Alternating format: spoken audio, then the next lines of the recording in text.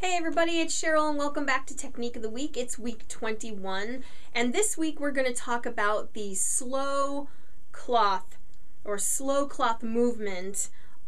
It's also now sort of evolved in something called the slow stitching movement. So basically back in 2010, there was a movement called the slow cloth movement, and the idea was that you would get back in touch with the quilting. You would take very careful and meaningful stitches, and you would over time, become more connected to the work, but also master the work.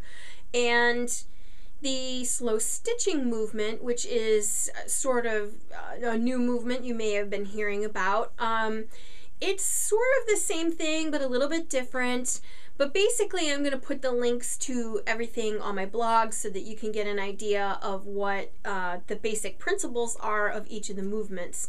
So this is really a little bit similar to like the slow food movement and all the other kind of slow crafting type movements that you may have heard about. So let me show you the quilt and then I'll just describe a little bit about what's going on. Okay, so here it is, and what I did for each one of these squares is I actually tore the fabric instead of cutting it. And I also then frayed the edges so that each of the squares had a little bit of fraying to it. I also quilted it by with embroidery floss and different stitches on each square. And I did this piece on vacation, so it was nice and relaxing, and it did bring me back in touch with some handwork and things like that. The entire edge is also hand stitched and turned, so that I could complete the whole quilt while I was on vacation, so that was pretty cool. I will show you my scary stitches on the back there. I didn't bother to, try to bury any of my threads or anything, so there was that. But I did enjoy it, and I did have a lot of connection to the piece and where I was visiting on vacation at the time, so it has a lot of meaning for me, which is pretty cool.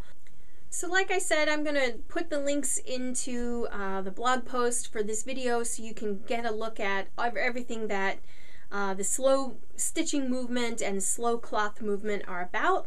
And that's just one technique for you to try to slow down, to connect with the work. Try some handwork because that's a great way to do that. And it's just one more thing for you to try in your artwork. So be sure to follow along on my blog at www.muppin.com. And you can also subscribe to my channel so that you never miss one of these episodes. And you can also be sure to sign up for my newsletter and get the 52 Technique of the Week checklist so that you can follow along with us. And thank you, and we'll see you again next week.